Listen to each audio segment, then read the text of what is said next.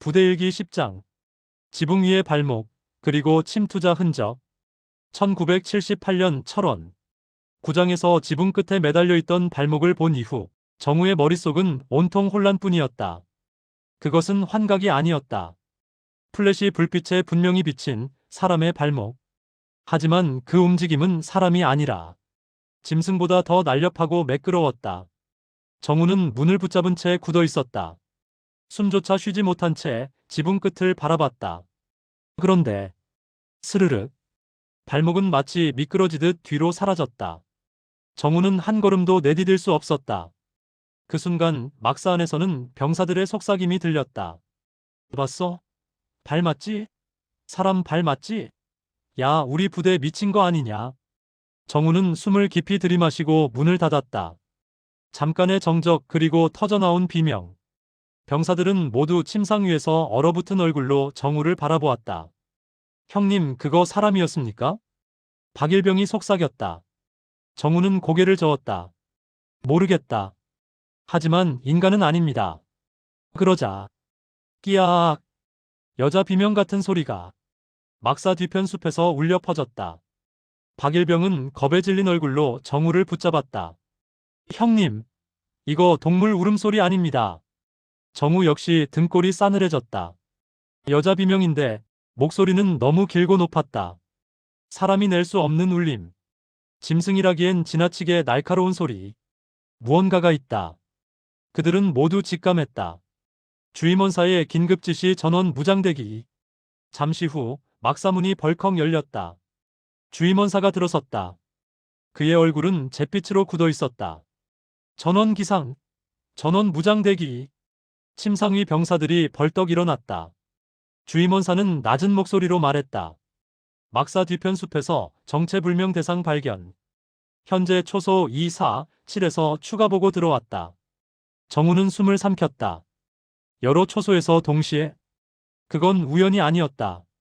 주임원사는 이어서 말했다. 철책선 감시병 한 명이 실종됐다. 막사 전체가 얼어붙었다. 실종이요? 정우가 되물었다. 주임원사의 목소리는 살벌했다. 그렇다. 초소에서 정기 보고가 끊겼다. 근무석엔 피만 남아있다. 피. 정우의 팔에 소름이 돋았다. 중대작전회의 그건 인간이 아니다. 20분 후 중대장과 소대장 그리고 주요 간부들이 막사 뒤편 임시 텐트에서 작전회의를 진행했다. 정우는 최상병과 함께 바로 뒤에 서 있었다. 중대장은 낮은 목소리로 말했다. 야간 감시 카메라는 없지만 초소사에서 보고된 내용이 있다. 그는 손을 떨며 종이를 들었다. 정체불명 대상이 철책선 위를 걷는 것처럼 움직였다고 한다. 정우는 숨을 멈췄다. 철책선은 흔들림에 민감하다. 사람이라면 발을 올리는 순간 흔들리고 넘어지기 쉽다. 하지만 보고 내용은 달랐다. 흔들림 없이, 발자국 소리 없이, 바람처럼 움직였다고 한다. 정우는 그 새벽 그림자를 떠올렸다. 그것과 같은 움직임이었다. 주임원사가 말했다. 중대장님, 그 대상 사람 아닙니다. 잠시 침묵. 중대장은 고개를 끄덕이며 말했다. 나도 그렇게 생각한다. 최상병은 정우를 바라보았다. 정우, 너도 봤지? 정우는 작은 목소리로 대답했다. 예. 발목을 봤습니다. 주임원사는 정우에게 가까이 다가왔다. 얼마나 가까웠나? 정우는 손가락으로 거리를 가늠했다. 2미터도 안 됐습니다. 순간 간부들의 표정이 굳었다. 너무 가까웠다. 그 어떤 침투 사건보다도 가까웠다. 정체불명 흔적 발자국과 잘린 손가락 조각. 새벽 3시 수색 조각 꾸려졌다. 정우는 최상병, 박일병과 함께 막사 뒤편 숲으로 투입됐다. 바람은 차갑고 나뭇가지는 불길하게 흔들렸다. 여기. 박일병이 뭔가를 가리켰다. 흙 위에 또렷한 발자국이 찍혀 있었다. 폭이 좁고 발가락이 길게 뻗은 기괴한 형태.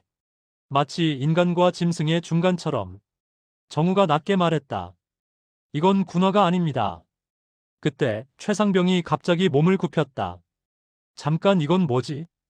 그가 집어든 건 작고 검은 덩어리였다. 정우는 그것을 보자 숨이 멎었다. 손가락? 정확히 말하면 손가락 끝부분의 조각이었다.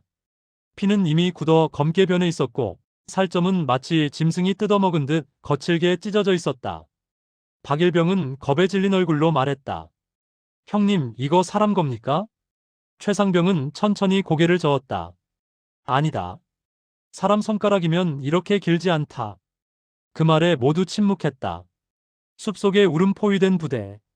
갑자기 산 아래쪽에서 여러 개의 울음소리가 퍼지기 시작했다. 키잉, 끼야야야, 히익. 하나의 소리가 아니었다. 여러 개, 여러 방향에서. 정우는 곧바로 플래시를 껐다. 불 끄십시오. 위치 노출됩니다. 최상병 또한 숨을 죽였다.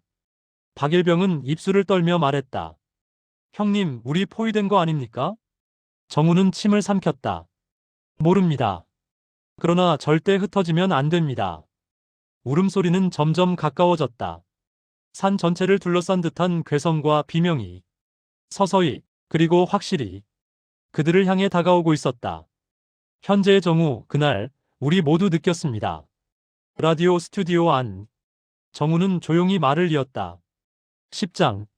그날 밤의 숲은 누가 설명해도 이해할 수 없는 분위기였습니다. 그는 눈을 감았다. 그 울음은 짐승이 아니었고 사람의 비명도 아니었습니다. 단지 우리를 둘러싸던 괴상의 존재들. 정우는 낮게 말했다. 그리고 그들이 가까워지고 있다는 사실 하나만 우리를 공포로 몰아넣었습니다. 마지막 문장을 천천히 말했다. 부대 일기 10장. 다음 장에서 그날의 새벽이 어떻게 끝났는지 이야기 드리겠습니다. 10장 끝. 부대 일기 11장. 새벽의 포위, 그리고 사라진 감시병의 흔적. 1978년 철원. 10장에서 숲 전체를 둘러싸던 정체불명의 울음은 점점 더 가까워지고 있었다. 정우와 수색조는 바람 한 줄기도 놓치지 않으려는 듯 숨을 죽인 채 서 있었다. 나뭇잎이 흔들리는 소리는 여느 날과 다르게 바람 때문이 아니었다. 무언가가 지나가고 있었다. 숲의 이쪽에서 저쪽으로, 그리고 또 다른 쪽에서 그 반대편으로. 그 수는 한둘이 아니었다. 더 가까워진 울음대치. 키잉, 히익. 울음은 더 가까웠다. 정우는 심장이 쿵하고 내려앉는 느낌을 받았다. 박일병은 정우의 옷자락을 붙잡았다. 형님, 우리 끝난 겁니까?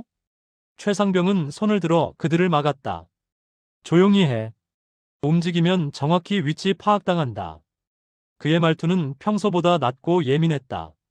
정우는 최상병의 목에 난 식은땀을 보았다. 전방에서 몇 년을 버틴 베테랑도 긴장하고 있었다. 울음은 다시 방향을 바꾸며 흘러갔다. 이번엔 그들의 왼쪽, 그리고 위쪽, 그리고 또 아래쪽. 정우는 외쳤다. 여러 개입니다. 최소 4개 이상. 최상병은 대답 대신 침을 삼켰다. 전방 침투라면 북한 특수부대일까? 박일병이 속삭였다. 그러나 정우는 고개를 저었다. 그 속도로 철책을 넘을 수는 없습니다. 사람일 리 없습니다. 그들의 시선이 잠시 허공에서 얽혔다. 그때 정우의 플래시가 작게 흔들렸다. 눈앞 10m, 나무 뒤에서 2개의 눈이 반짝였다. 그림자와 눈 순간적인 조우. 정우는 숨을 삼킨 채 움직이지 않았다. 박일병이 입을 틀어막으며 떨었다. 형님. 정우는 손을 조용히 들어 박일병의 어깨를 눌러 안정시키고 양쪽 손으로 플래시를 잡은 뒤 빛을 가늘게 조절했다. 조명 비추지 마라. 최상병의 목소리는 거의 속삭임이었다. 그러나 그때 스르륵 숲속의 무언가는 정우가 아니 전체 수색조를 응시하듯 천천히 목을 기울였다. 마치 보고 있다고 말하는 것처럼. 정우는 공포가 아니라 오히려 이상한 침착함이 밀려오는 걸 느꼈다. 저건 인간이 아니다. 짐승도 아니다. 그리고 그 눈은 갑자기 아래로, 그 다음 위로 튀듯 움직이며 어둠 속으로 사라졌다. 순간 바람이 미친 듯 불어왔다. 정우는 확신했다.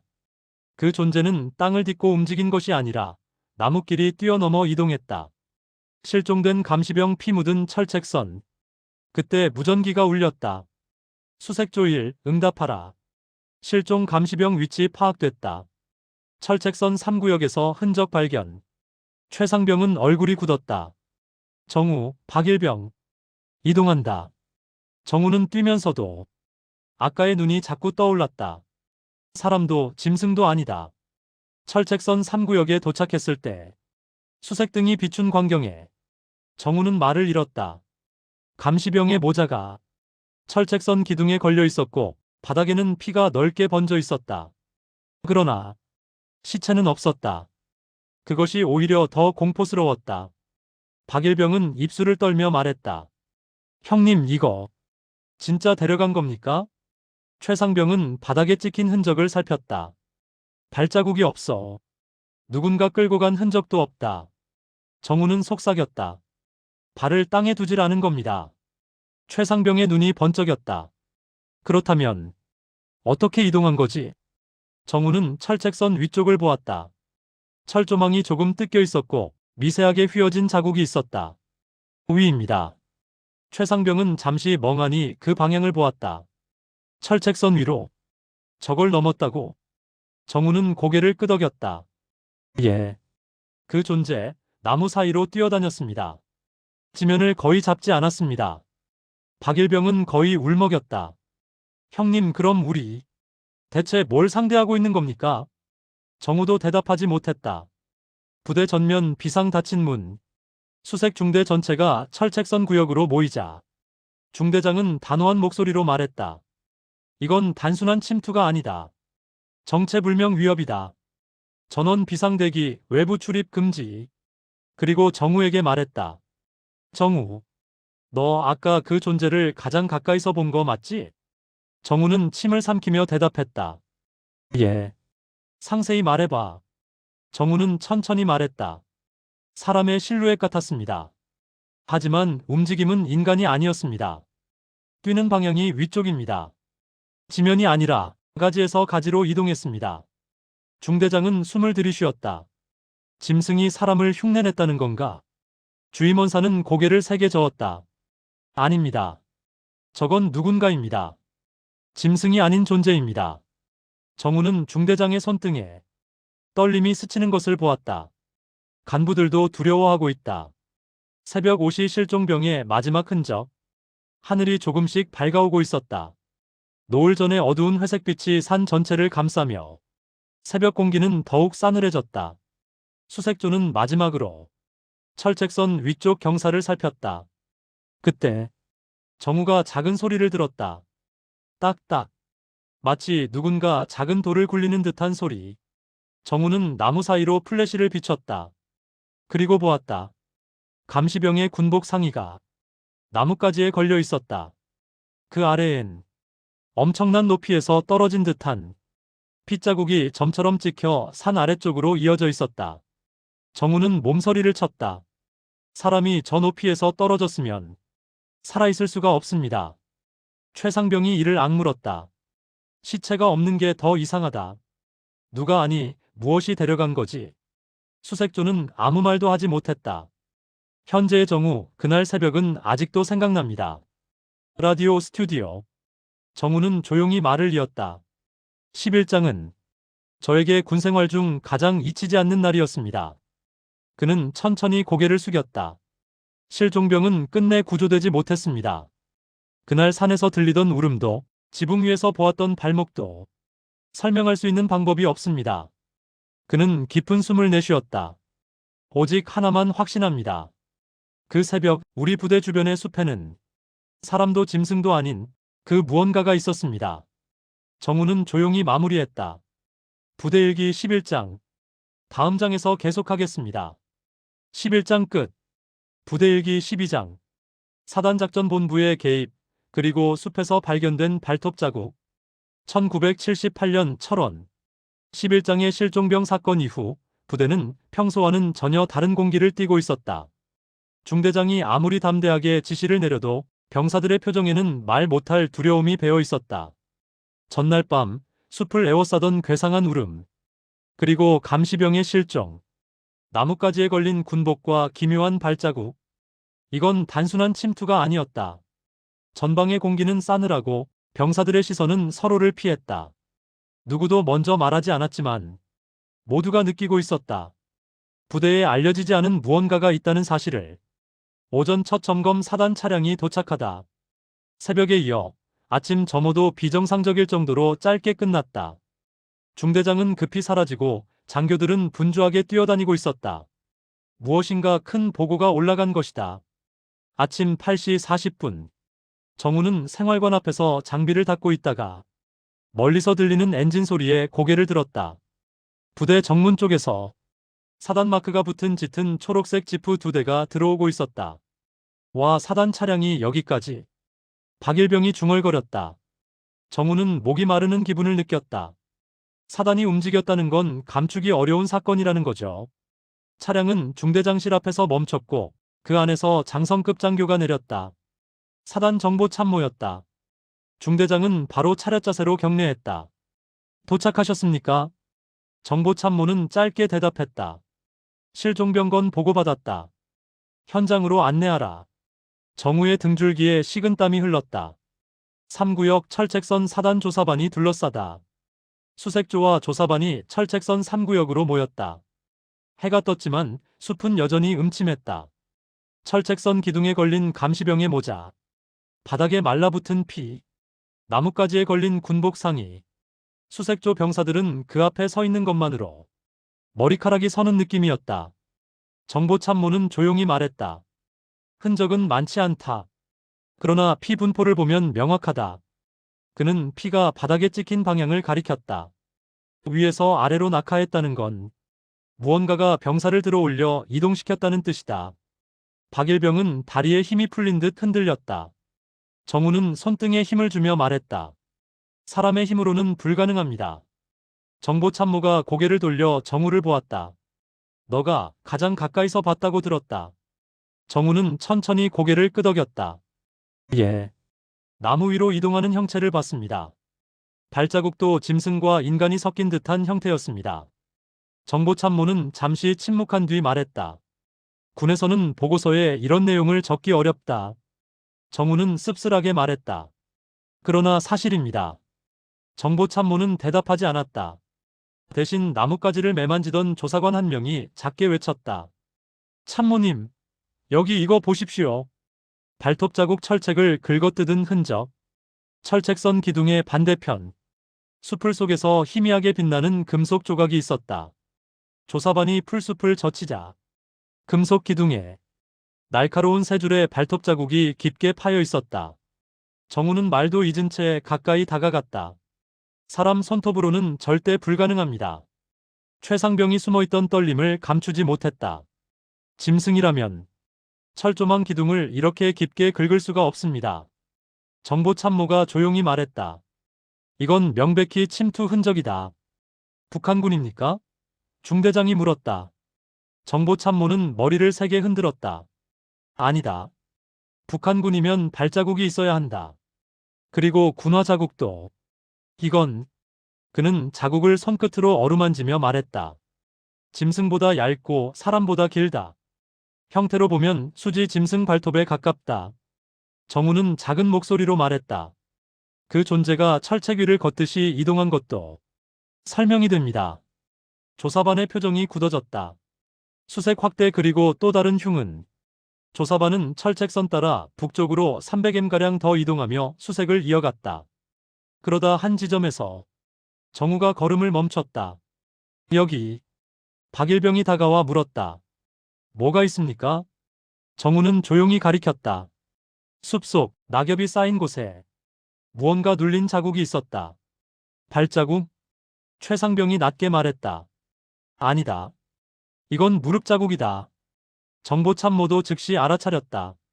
무릎을 꿇고 무언가를 찾았거나 냄새를 맡았다는 뜻이다. 박일병은 속삭였다. 무릎 모양이 이상합니다. 정우도 숨을 들이켰다. 사람 무릎이라면 둥근 형태가 나와야 한다. 그러나 그 자국은 뾰족하고 길쭉한 형태, 마치 4개의 뿔이 박힌 것 같은 모습이었다. 정우는 등골에 전율이 오르는 걸 느꼈다. 사람 무릎이 아닙니다. 정보참모는 한동안 그 자국을 바라보다 말했다. 정체불명. 조사반은 결론을 내리지 못한 채 철책선 주변을 더 수색했다. 그리고 정우의 시선이 어느 한 곳에 붙들렸다. 나뭇가지 위에서 발견된 것 피 묻은 털. 바람이 스치자 나뭇가지 끝에 걸린 작은 뭉치가 흔들렸다. 정우는 가까이 다가가 그것을 손에 올렸다. 붉은 피가 묻은 회색 털 뭉치. 그 순간 최상병이 헐떡이며 외쳤다. 그건 짐승털입니다. 정보참모는 털끝을 조심스럽게 만졌다. 길이가 이상하다. 20cm는 되는군. 박일병이 거의 울먹이며 말했다. 형님, 저건 고라니 털이 아닙니다. 정우는 조용히 고개를 끄덕였다. 저도 압니다. 산짐승 중에도 저 정도 길이의 털은 없습니다. 정보참모는 결국 털을 봉투에 넣으며 말했다. 더 이상 수색하지 않는다. 이건 우리 힘으로 해결할 일이 아니다. 중대장은 긴장된 목소리로 물었다. 그럼 어떻게 합니까? 정보참모는 단호하게 대답했다. 사단에서 특별작전반을 투입한다. 병력들은 즉시 이동 금지, 야간 근무 전면 제한. 박일병이 경악했다. 야간 근무를 막는다고요? 정우도 놀랐다. 야간 감시는 전방부대의 생명과도 같은데 그걸 중단한다는 것은 사단도 이 사안을 매우 심각하게 봤다는 뜻이었다. 생활관 복귀 그리고 누군가 남긴 발자국 하나. 수색을 마치고 생활관으로 돌아왔을 때 정우는 이상한 것을 발견했다. 생활관 뒤편, 어젯밤 그림자를 봤던 그 자리. 눈처럼 하얀 흙 위에 딱 하나의 발자국. 질감은 부드럽고 가장자리는 가늘며 발가락은 5개처럼 보이지만 끝부분은 마치 갈라져 있었다. 정우는 숨을 멈췄다. 이건 인간의 발이 아니다.